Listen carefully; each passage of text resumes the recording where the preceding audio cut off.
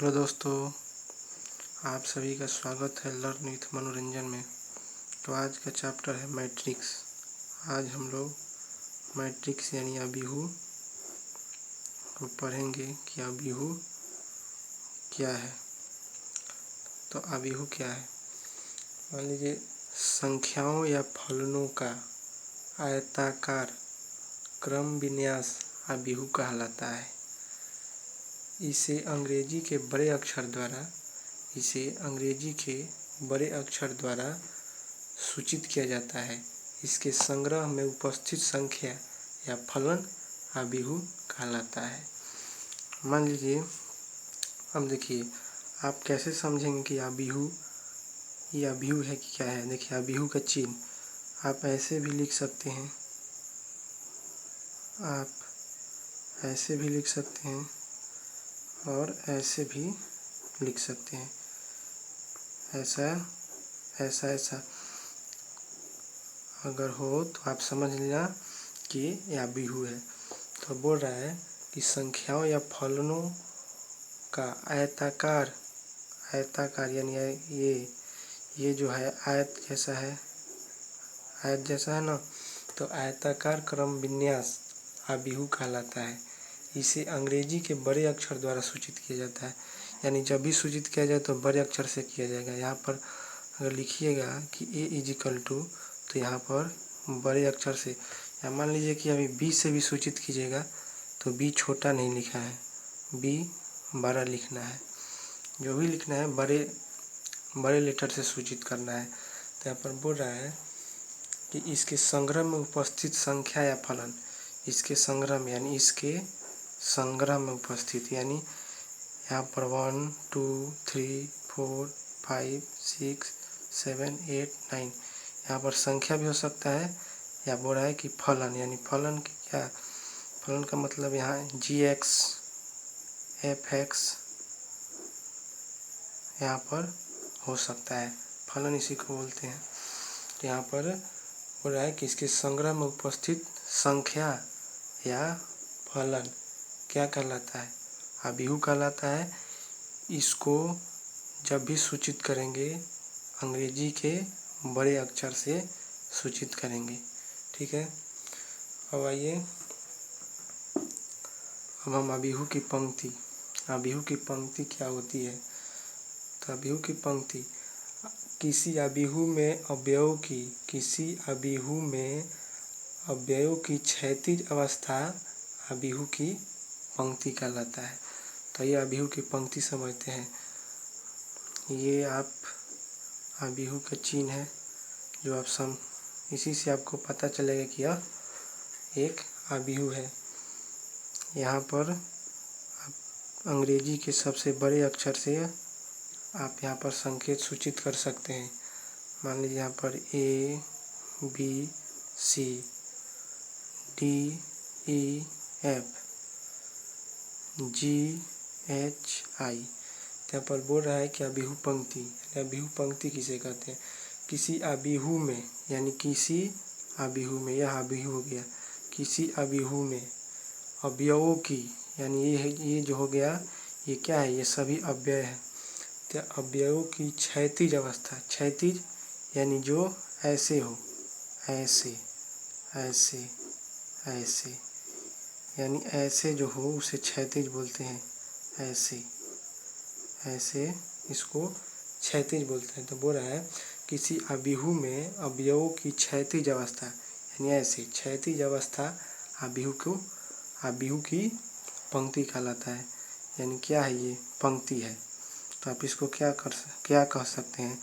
R1, यानी आप इसको पहली पंक्ति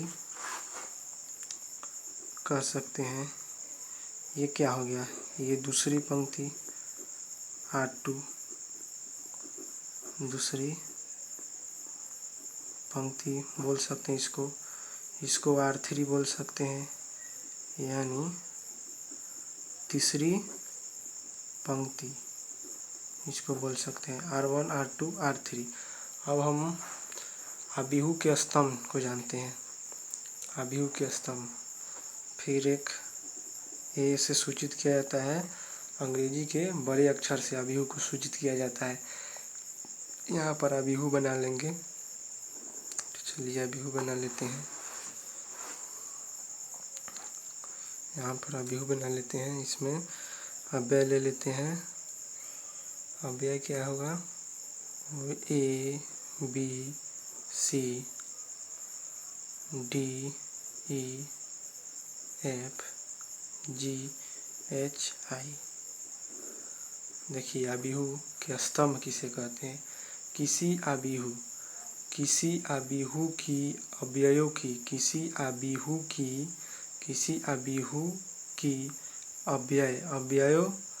की उदर्ग किसे कहते हैं?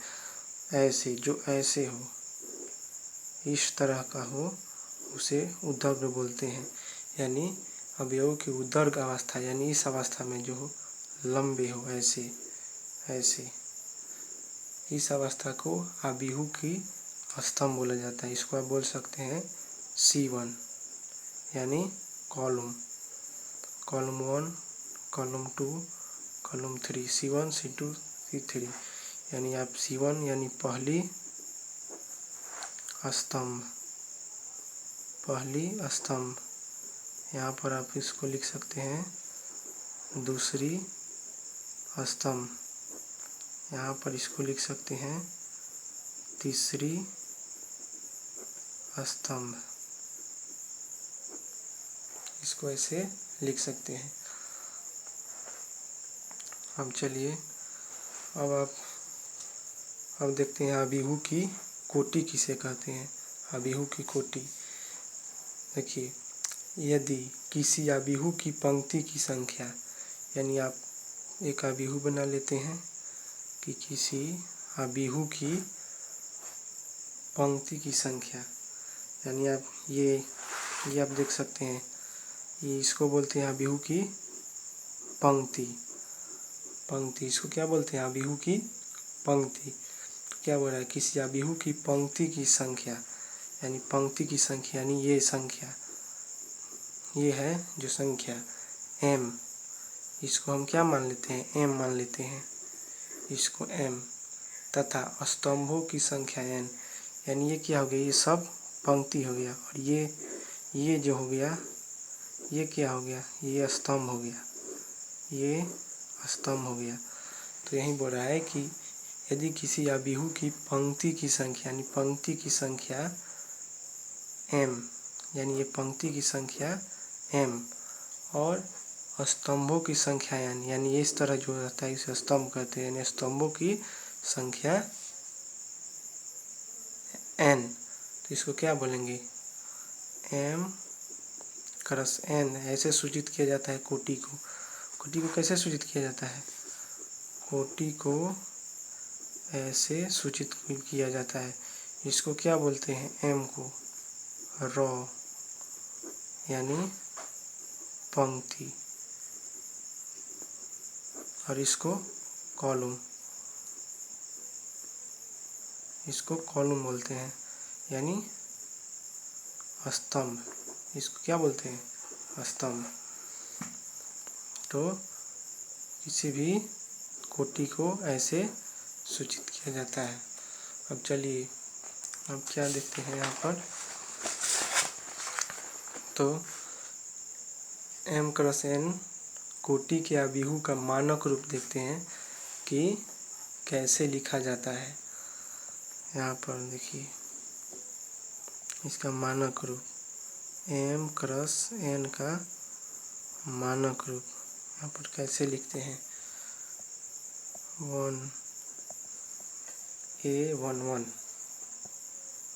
A12 A13 ऐसे A1n, यहाँ पर A21 A22 A23, और यहाँ पर A21 A31 A32 A33, यहाँ पर A3n AM1 AM2 AM3 3, यहाँ पर AMN।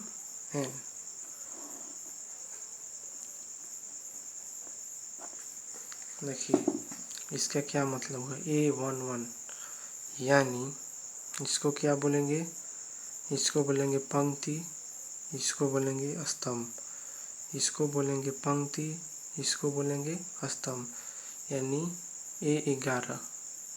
A11 का मतलब कि यहाँ पर एक पंक्ति है और ये एक रो है, यानी A11 ये एक पंक्ति है और ये एक रो है।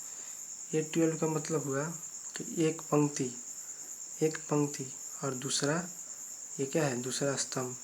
फिर A13 का मतलब हुआ कि पहला रो और तीसरा पंक्ति। ऐसे ही ये पहला रो और n का मतलब यहाँ पर कुछ हो सकता है, 4 हो सकता है, फिर यहाँ पर 5, 6 जो भी आगे आप लिख सकते हैं। अब देखिए यहाँ पर A21 का मतलब पंक्ति दूसरा, ये तो फर्स्ट पंक्ति था और इसमें दूसरा पंक्ति में है आप, तो यहाँ पर दूसरा पंक्ति स्तंभ पहला। यहाँ पर देखिए दूसरा पंक्ति स्तंभ दूसरा, यहाँ पर दूसरा पंक्ति स्तंभ तीसरा। ऐसे ही इसको यहाँ पर भी लिख सकते हैं कि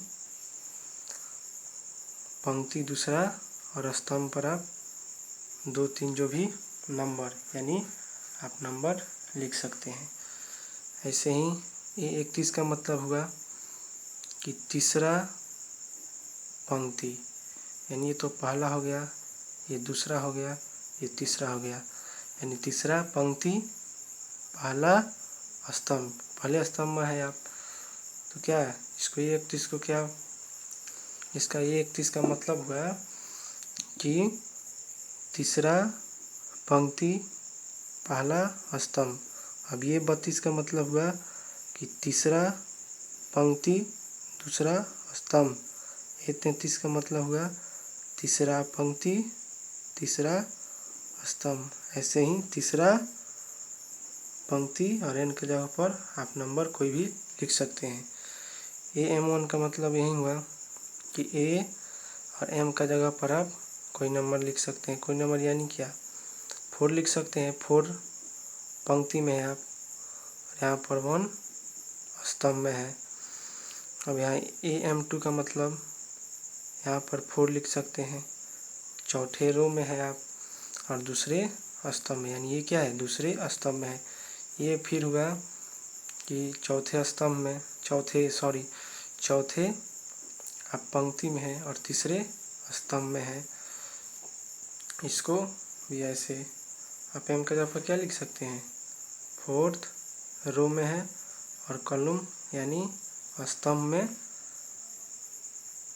चौथे स्तंभ में है। इसको ऐसे लिख सकते हैं। तो क्या हुआ, ये M क्रॉस N का मानक रूप हुआ कि इसको ऐसे लिख सकते हैं। अगर मान लीजिए कि यहाँ पर कोई A11 दे दिया तो इसका क्या मतलब होगा, इसको क्या बोलेंगे, ये मान लीजिए A11 है तो इसको क्या बोलेंगे, इसको हम पंक्ति, पहले वाले को पंक्ति बोलेंगे, और ये जो ये हो गया इसको क्या बोलेंगे, स्तंभ बोलेंगे। ऐसे ही मान लीजिए कि यहाँ पर आइए थोड़ा और समझते हैं। यहाँ पर ये का व्यू हो गया और यहाँ पर आपको दिया हुआ है A11, A12, A13, A21, A22, A23, A31, A32, A33। तो आपको अभी समझाए हैं। तो इसका मतलब क्या हुआ, A11 का यानी पहला रो, आप ये इस रो में है आप, ठीक है ना, पहला रो है। A11 का क्या मतलब हो गया, A11 का मतलब हुआ कि 1 का मतलब हुआ कि आप पहले रो में है और स्तंभ क्या है, इसको स्तंभ बोलते हैं, इसको इसको यहाँ पर बोला जाए कि स्तंभ और पंक्ति लिखें तो कैसे लिखेंगे। देखिए यहाँ पर पंक्ति, यहाँ पर पंक्ति, तो पंक्ति में कौन कौन है। पंक्ति हम किसको बोलते हैं, पंक्ति हम इसको बोलते हैं, इसको।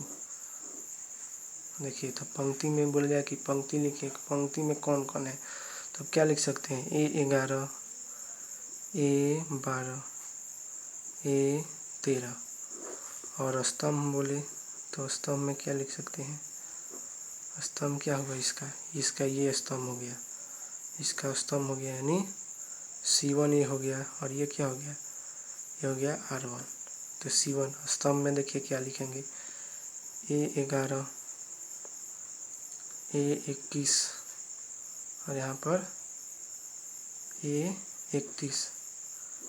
तो अब आपको मैं आशा करता हूँ कि पंक्ति और स्तंभ समझ में आ गया होगा कि पंक्ति किसे कहते हैं और स्तंभ किसको बोलेंगे, और इसका भी आपको समझ में आ गया होगा कि इसका लिखने का मतलब क्या है। कि अगर मान लीजिए कि 21 है तो इसको क्या पढ़ेंगे, इसका लिखने का यहाँ उद्देश्य क्या है, यहाँ पर हम क्या बताएं। इसका 21 का मतलब हुआ कि आप ही दूसरा पंक्ति में हैं, आप इस दूसरे पंक्ति में हैं, और 1 का मतलब हुआ कि आप पहले स्तंभ में हैं।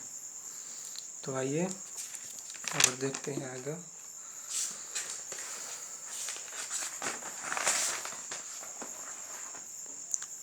अब हम पढ़ेंगे types of matrix. Types of matrix यानी अवयव के प्रकार। देखिए फर्स्ट है पंक्ति अवयव। फर्स्ट क्या है, फर्स्ट है पंक्ति अवयव। फर्स्ट पंक्ति अवयव, ये क्या होता है पंक्ति अवयव, आपको अभी बताए हैं पंक्ति अवयव। जैसे ये क्या हो गया, यहाँ पर मान लीजिए ए बी सी, इसको क्या बोलेंगे, इसको पंक्ति, यानी क्या, तो पंक्ति अवयव, इसको क्या बोलेंगे, पंक्ति अवयव बोलेंगे। जैसे पंक्ति अवयव क्या होता है, मान लीजिए कि वह अवयव जिनमें केवल एक पंक्ति हो। वन अवयव वह अवयव जिसमें केवल एक पंक्ति है, इसमें केवल एक ही पंक्ति है, तो क्या बोलेंगे, वह अवयव जिसमें केवल एक पंक्ति हो उसे पंक्ति अवयव कहते हैं। इसको देखिए दर्शाते कैसे हैं, ए इजिकल टू, आप अवयव को कैसे दर्शा सकते हैं, अंग्रेजी के सबसे बड़े अक्षर से दर्शा सकते हैं। तो देखिए ए इजिकल टू अवयव ए, और यहाँ पर क्या है, 1 का ही लिखे हम। 1 क्यों लिखे, इसलिए 1 लिखे क्योंकि यहाँ पर पंक्ति की संख्या कितना है, 1 है, और यहाँ पर जो लिखा जाता है सबसे पहले क्या होता है, यहाँ पर पंक्ति, उसके बाद देता है स्तंभ। तो स्तंभ क्या है, एन हम मान लेते हैं स्तंभ। स्तंभ खैर में नहीं है इसमें, लेकिन एन स्तंभ मान लेते हैं। और यहाँ पर लिखेंगे जहाँ n not equal to 0, n 0 नहीं होना चाहिए, नहीं तो n 0 हो जाएगा तो यहाँ पर 0 हो जाएगा, तो इसका अनडिफाइंड कोई मीनिंग नहीं होगा। अब स्तंभ अवयव, स्तंभ अवयव आपको बताए हैं। देखिए स्तंभ अवयव मान लीजिए ए बी सी, ये क्या हो गया, ये स्तंभ हो गया। जो इस तरह का रहता है, इस टाइप से, इसको स्तंभ बोलते हैं, और जो ऐसे रहता है इसको क्या बोलते हैं? पंक्ति बोलते हैं। तो स्तंभ अभिहु क्या है? वैसे अभिहु जिनमें केवल एक स्तंभ, क्या? तो एक स्तंभ हो उसे स्तंभ अभिहु कहते हैं। देखिए यहाँ पर कोटि क्या लिखी? कोटि आपको पहले ही बताया कि कोटि किसे कहते हैं। यहाँ पर पंक्तियों की संख्या, क्या? तो पंक्तियों की संख्या और स्तंभों की संख्या को क्या बोलते हैं? कोटि। यहाँ पर पंक्ति की संख्या क्या है? यहाँ पर पंक्ति एक ठीक कोई भी नहीं है पंक्ति। और यहाँ पर स्तंभ क्या है? एक ठो हमको स्तंभ दिखाई दे रहा है। तो पंक्ति क्या हो जाएगा? एम हो जाएगा, क्योंकि पंक्ति कोई है ही नहीं। और एन का जगह पर क्या है, यानी स्तंभ के जगह पर क्या है? एक स्तंभ हमको दिखाई दे रहा है, तो 1 लिख देंगे। तो इसका कोटि बोलेंगे तो क्या आ गया? m×1। इसका ऐसे ही कोटि लिखा जाता है। इसको सूचित करेंगे कैसे? तो A = अभिहु AI और AI यानी क्या हो गया? ये पंक्ति, ठीक है। और इसके बाद स्तंभ के जगह पर कितना स्तंभ है? एक हमको स्तंभ दिखाई दे रहा है, तो 1 लिख देंगे, ठीक है। और कोटि इसका क्या होगा? m×1, जहाँ m ≠ 1, यानी m 1 नहीं होना चाहिए, नहीं तो इसका कोई मीनिंग नहीं होगा। यहाँ पर 1 अगर रख देते हैं तो 1 हो जाएगा, गुना हो जाएगा, ठीक है। अब हम आते हैं वर्ग अभिहु कि वर्ग अभिहु किसे कहते हैं? वैसा अभिहु जिसमें पंक्ति तथा स्तंभों की संख्या समान हो, तो उसे वर्ग अभिहु बोलेंगे। देखिए